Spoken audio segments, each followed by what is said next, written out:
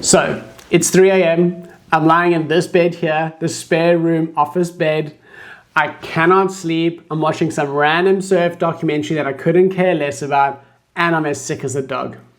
This is day 2 of me being sick as a dog, unable to work, sleepless nights, and I am stoked. I honestly feel like I'm on vacation. This was just 1 month ago, as I was getting overwhelmed and overburdened at work, saying yes to too many things, which led me to that point and also led me to implementing 2 small techniques to really take back control of my life and have that work-life balance that I so desire. As a reminder, I'm Jarret. I'm the manager of customer success in an AI-first company with an AI product. I'm here to document everything along the way, the highs, the lows, and anything that I think you can take some value from. Now, being in customer success, you're most likely a people pleaser. You struggle to say no. I'm exactly like that too. I struggle to say no to my customers, and I struggle to say no to managers and co-workers. I've been up and down. It's been a roller coaster. I've been really good at it some months, been really bad at it some months. But now I've got a really good technique in place that's helping me actually say yes, but also putting some boundaries in place. Now, the customers I work with are mainly creators in the creator industry, from surf coaches, yoga coaches, all the way to birth and business coaches. There is something super special about working with entrepreneurs. I was an entrepreneur myself back in South Africa. The surf events I set up are still there. I was importing and distributing wetsuit, had e-commerce sites. So I understand entrepreneurial vibes and I deeply resonate with it, which makes it doubly hard for me to say no to these customers. On the other hand, I've been entrusted with this role of setting up the customer success function in UAI, the company I work for. There's a lot of pressure on me to get it right, and there's a lot of self-doubt that creeps in, and me really wanting to prove to management and leadership that, you know what, I am the right guy for the job and I tick all the boxes. So I was struggling to say no for them too. So it was really a two-sided thing, customers and internal people. And when I reflected after I got sick, I was like, what are the things that were happening? Like, why did I get to that point of being burnt out? And I realized there were some telltale signs along the way. And maybe you can resonate with this too. I realized I wasn't surfing anymore.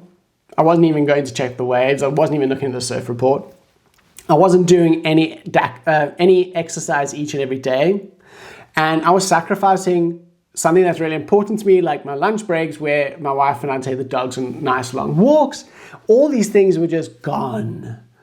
I was like not even myself. And what's really sad is all those things feed my soul, really give me joy in life. And I just let them go because I was saying yes too much and really working too hard.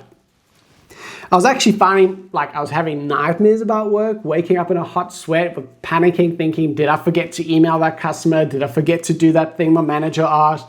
And it led me to waking up early to put in some extra hours to just try get ahead for the day, to try really show that I'm really good at my job. But it ultimately led to me doing 12+ hour days, day in, day out, and losing what really makes me happy, a really good work-life balance. When I was managing my team, I was really good. Well, I like to think I was really good at ensuring my team had a good work-life balance. I would make sure they take their days off. I'd make sure they don't work any extra hours. I'd make sure they're not taking their work home with them. And I didn't practice what I preach. I wasn't eating my own pudding. I just dived straight into work. I had that imposter syndrome. I had that people pleaser vibe in me, and I really wanted to just go all in. Ultimately, as we now know, I got as sick as a dog. I was burnt out, and something had to change. So the 2 things I did that really helped me take back control of my life and have that work-life balance that I so bloody desire and deserve, we all deserve it, is number 1, it's a simple one, so don't laugh, time tracking. And number 2, a reframing so you can still say yes, but use a really key word, but. So the first thing I did, I decided I'm going to use a time tracking tool. I'd never done that. I always thought I was good at putting stuff in my calendar, making sure I worked the 8 hours, but it's been a game changer.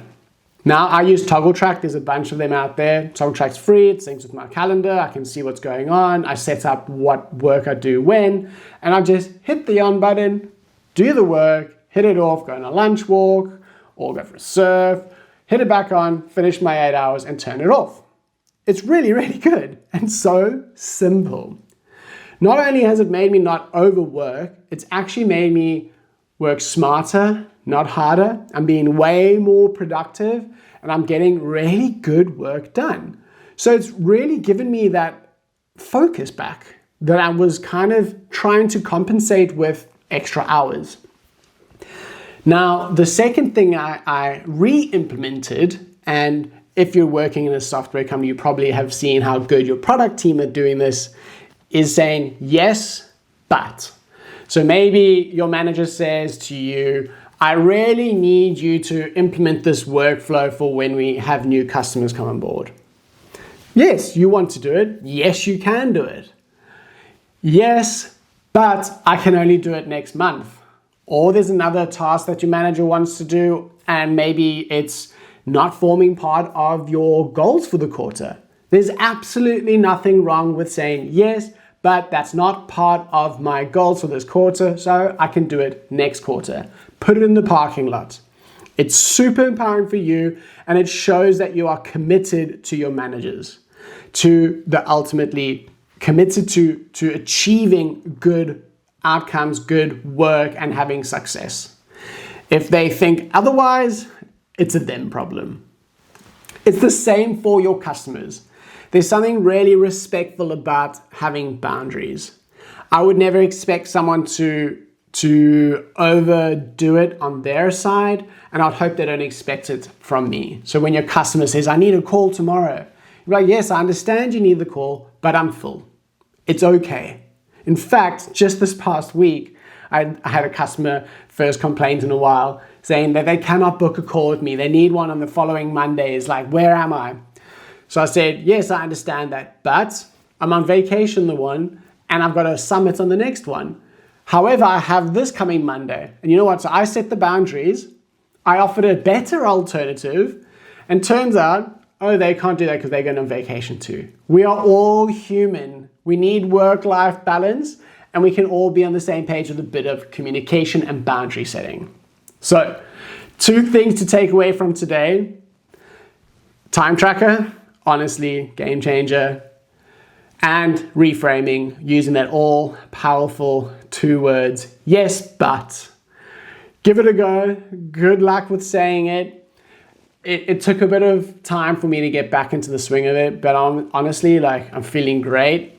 I surfed 5 times this week. I've had my daily walk every day this week. I've been exercising every morning. My customers are getting some success.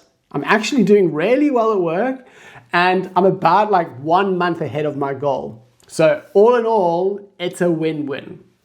If anything pops up that you think's better than what I've done, please let me know. I'd love to know. I'd love to learn. I'd love to continue on growing. And I'm excited for you to take back control of your life and have a great work-life balance. Stay rad, people.